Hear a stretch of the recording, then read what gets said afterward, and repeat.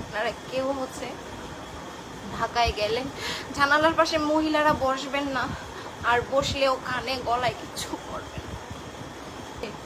এই বাংলাদেশে জন্ম হওয়াটা একটা মস্ত বড় পাপ। মায়ের ডেঙ্গু হয়েছে, তো ঢাকা মুগদা হসপিটালে গিয়েছি আমরা। সকালে হচ্ছে ওভারে গিয়েছিলাম আর কি, আর আসার সময় ওভার অ্যাভেলেবেল ছিল না, এই জন্য আমরা যাত্রাবাড়ি থেকে সায়দাবাস থেকে হচ্ছে নরসিংদীর ইয়েতে বাসে উঠেছি। এটা সিলেটের একটা বাস, ওটাতে উঠেছি। তো আমার অনেক খারাপ লাগতেছিল, যেহেতু দিন শেষে বিকেলের কথা বলতেছি, বিকেলবেলা, যার কারণে হচ্ছে আমি মানে সিটে জায়গাও কম হচ্ছিল, আমার খুব ইরিটেশন হচ্ছিল, যেহেতু বাসটাও চলতেছিল না তেমন করে। তো ও আবার আমাকে বলছিল যে তুমি এই পাশে আসো, আমি ওই পাশে বসি। তারপর আমি বলতেছিলাম যে না, আমি এই পাশেই থাকি, তুমি থাকো, সমস্যা নেই। ও বলতেছিল আচ্ছা ঠিক আছে, আমি পাশের সিটে বসি, তুমি মিথিলকে নিয়ে, মানে আমার ছেলেকে নিয়ে তুমি এই পাশেই থাকো, এই পাশের সিটেই থাকো। তো আমার এত বেশি খারাপ লাগতেছিল। আমি আজকে তো একাদশী, আমরা জানি যে আজকে একাদশী। তো আমরা আবার স্বামীরবাগ মন্দিরে গিয়ে খাওয়া দাওয়া করেছিলাম। ওইটা এত বেশি খারাপ লাগতেছিল আমার, মানে খাওয়া দাওয়ার পরেই মেনলি খারাপ লাগতেছিল। স্বামীরবাগ মন্দির থেকে আমরা প্রসাদ খাওয়া দাওয়া করেই বের হয়ে গিয়েছি। আমার হাজব্যান্ড আবার আমাকে বলতেছিল যে মোবাইল সাবধান, আমার যে আইফোনটা আছে ওটা আমার ব্যাগে ছিল, বলতেছিল তুমি মোবাইলটা সাবধানে রেখো। আমি জাস্ট ব্যাগটাকে এইভাবে ধরে আমি জাস্ট মাথাটাকে এইভাবে দিয়ে জানালার পাশে এইভাবে জাস্ট দিয়ে আমি জাস্ট এইভাবেই শুয়েছিলাম। আমার চোখ লেগে গিয়েছে। আমার হাজবেন্ড যদি থাকতো, এই পাশে তো ছিল সে, তাহলে আমি কি করি, সচরাচর কি করি, আমি এই পাশে ওর দিকে মাথা দিয়ে শুই। দেখা যায় যে জানালা থেকে আমি অনেকটা ডিস্টেন্সে থাকি। আজকে সেটা হয়নি। এখন ঘটনা হচ্ছে আমার চেনটা নিয়ে গেছে, ওইটা আমার কষ্টের থেকে বেশি হচ্ছে।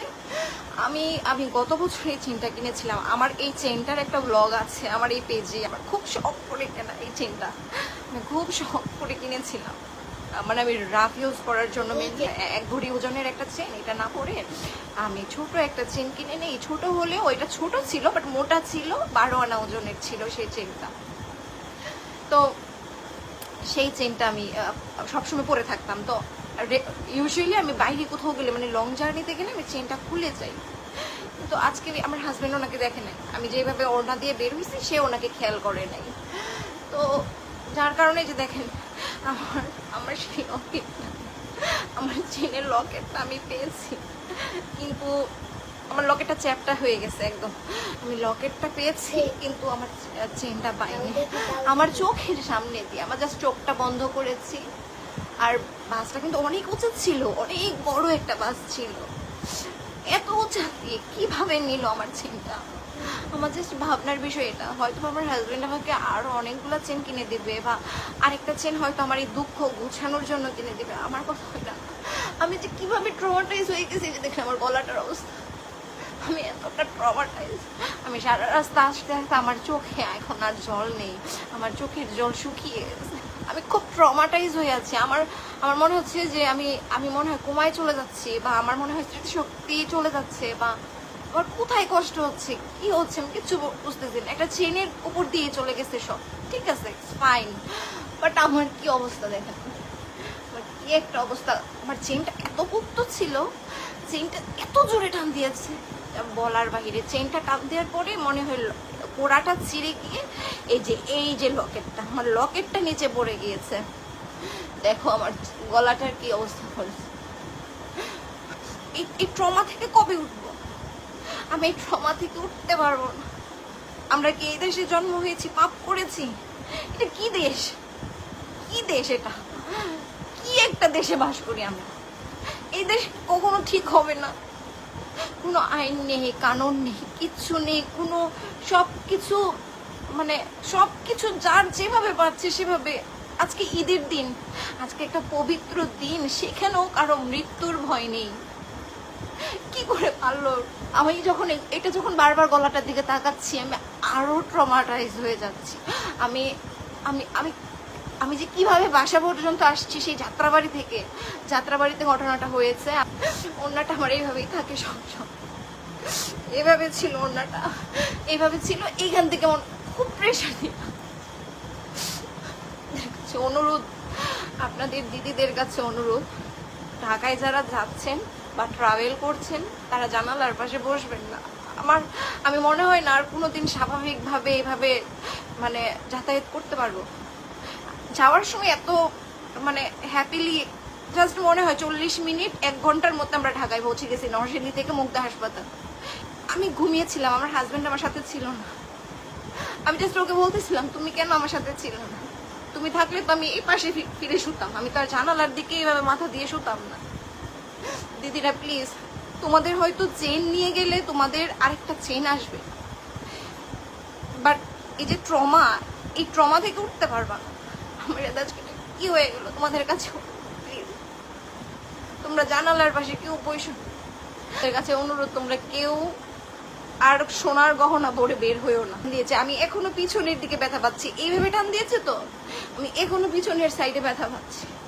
দেখতে পাচ্ছ আমার গলার অবস্থা। আমি কান্না করতেছি আর আমার ছেলে আমার দিকে তাকে স্বাভাবিক করার জন্য তার বাবা আর ওই ছিনতাইকারীকে আমার চোখের সামনে দেখছি, সে দৌড়ে যাচ্ছে, সে পাঞ্জাবি পরা ছিল, সে দৌড়ে যাচ্ছে। আমার হাজবেন্ড আমাকে রেখে, আমার ছেলেকে রেখে তাদের পিছনে যায়নি। তার একটাই কথা, যাক চেন নিয়ে গেছে, যাক চেন নিয়ে গেছে, যাক তোমার ছেলে আছে, আমি তোমাদেরকে রেখে ওর পিছনে ছুটবো না, চেন নিয়ে গেছে, যাক। আমার হাজবেন্ড নর্মালি হচ্ছে আমাকে কোথাও যাওয়ার আগেই সতর্ক করে দেয় যে চেন পরো না বা আংটি টাংটি কিছু পরো না। আর ঢাকায় গেলে তো সে আরো বলে, আজকে সেও খেয়াল করে না। আমার তো র্যান্ডমলি আমি সবসময় পরি, যার কারণে আমিও এটা খুলে যেতে ভুলে গিয়েছি। এই যে একটা অ্যাক্সিডেন্ট, এটা তো আমার মাথা থেকে যাবে না। বাসে ওঠার কিছুক্ষণ আগেও আমি মন্দিরে গিয়ে ভিডিও করেছিলাম। কেন হলো এটা আমার সাথে কেন আজকে এটা হলো? আমি এই ট্রমা থেকে উঠতে পারবো না বোন। মানে আমার স্বাভাবিক চলাফেরা এখন হয়তো বা আমি কিচ্ছু করতে পারবো না। আমি জাস্ট চোখটা আমার এতটুকু মনে আছে, আমি জাস্ট চোখটা লেগেছে আমি জানালার পাশে এইভাবে চোখটা দিয়ে শুয়েছি, কিন্তু দেখার কথা না, এইভাবে ছিল আমার মনে হয়। ব্যাগটা আমি এইভাবে ধরে রেখেছিলাম, যার কারণে আমার আইফোনটা আমার ব্যাগে ছিল, আমার হাজব্যান্ডের ফোন ব্যাগে ছিল, আমার হাজব্যান্ডের ওয়ালেট ওইটা আমার ব্যাগে ছিল।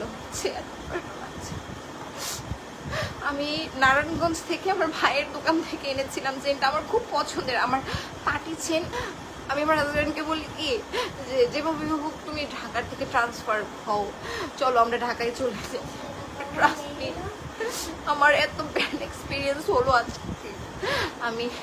আমি ঠিক জানি না, আমরা নরসিংদীতে থাকি, খুব সেফলি থাকি নরসিংদীতে। আজকে 9 বছর ধরে আমি নরসিংদীতে আছি। আমরা সবসময় ইউজুয়ালি একটা চেন পরেই থাকি, আংটি পরে থাকি, চেন পরে থাকি, কিন্তু নরসিংদীতে এখনো পর্যন্ত এইরকম ধরনের কিছু সম্মুখীন আমরা হইনি। আজকে আমার হাজবেন্ডকে বলতেছিলাম বারবার, তুমি আমাকে রেখে কেন পাশের সিটে গেলে? তুমি গিয়েছো দেখি তো আমি হয়তো এই পাশে ফিরে শুয়েছিলাম, যার কারণে ওরা নিতে পারছে। ট্রাস্ট মি, এত উঁচা বাস, মানে কিভাবে ওরা আমাকে দেখলো, কিভাবে? আমার মনে হয় ওরা আন্দাজের উপরে এরকম করে, মানে মেয়ে করে। চিন্তা করো আমার গলাটার কি অবস্থা করেছে, দেখো না কি অবস্থা করেছে আমার। যে ঘটনাটা তোমার সাথে ঘটে যাবে সেটা তোমার মস্তিষ্কে ইনস্টল হয়ে যাবে। এরপরে তুমি যে কোনো কিছু করতে যাবা, তুমি হয় গহনা পড়তে ভয় পাবা, হয় তুমি একা চলাফেরা করতে ভয় পাবা। মানে এই ভয়টা, ভীতিটা তোমার ভিতরে ঢুকে গিয়েছে। তো সর্দি আবার হবে, ঠিক আছে সর্দি, বিশ্বাস কর। দেখ এই যে দেখ আমার কি অবস্থা, দেখছিস? হবে আবার, কিন্তু আমার এই যে কষ্টটা, আমি জানি আমার আবার হবে। আমার আরো চেন আছে, আমার আরো 2টা চেন আছে, বাট এটা তো কোনো সলিউশন না। সলিউশন হলো কি, একটা দেশে জন্মগ্রহণ করলাম, পাবলিকের সামনে এরকম হয়, পুলিশের সামনে এরকম হয়, কি মস্ত বড় পাপ। আমি জানি না অন্যান্য দেশেও কি এরকম হয়। এইভাবে আজকে একটা পবিত্র ঈদের দিন, ওদের মানে ওরা ঈশ্বর ভালো, ঈশ্বর সর্বোত্তম পরিকল্পনাকারী, কিন্তু আমার যে শখের একটা জিনিস, আমি বিশ্বাস করো বারবার আমি দেখতেছিলাম যে আমার চেনের একটু টুকরো আমি পাই কিনা। মানে কিছুদিন আগে আমাদের এলাকায় একটা চিনিসপুর কালী মন্দিরে খেলা হলো, সেখানে একজনের চেন নিয়ে গেছে আমাদের এলাকারই। তো ওনার অর্ধেক সামনের চেনের অংশটুকু লকেট সহ ওনার ভিতরে পড়ে গেছে, আমার ভিতরে পড়ে গিয়েছে। তো আমি জাস্ট এতটুকু মানে দেখতেছিলাম বারবার যে আমার চেনের একটু অংশ আমি পাই কিনা। আমার খুব শখের একটা চেন এটা, বিশ্বাস কর ছোটি, বিশ্বাস কর আমার অনেক শখের একটা চেন ছিল রে। আমার অনেক শখ করে কেনা। আমার ইচ্ছে ছিল যে আমি বড় চেন পরবো না, মিডিয়াম সাইজ পরবো না, আমি একটা গলার সাথে লেগে থাকে পাটি চেন পরবো। গত বছর যখন তোদের জামাইকে বললাম, তোদের জামাই আমাকে বললো যে আচ্ছা ঠিক আছে। ও বছর দেখতেছি আমার জামা কাপড় এভাবে এভাবে এভাবে করে দেখতেছিলাম যে আমার চেনের যদি একটুখানি টুকরা মানে পরে থাকে তাহলে ওইটা আমি যত্ন করে রেখে দিব আমার কাছে। এই যে আমি স্বাভাবিক চলাফেরা আর কখনো করতে পারবো না। আমি যদি স্বাভাবিকভাবে কিছু না পরেও চলি, আমার কাছে মনে হবে যে আমার আশপাশ ছিনতাইকারী ঘুরছে, এরকম মনে হবে আমার। কখনো হয় নাই রে। আমি আর ঢাকায় যেতে চাই না, আমি আর ঢাকায় যেতে চাই না। স্বামীরবাগ মন্দিরে যখন আমি খাওয়া দাওয়া করি তখন চেইনটা আমার গলায় ছিল, বুকের ভেতরটা জাস্ট পড়ে যাচ্ছে চেইনটা দেখে আমার।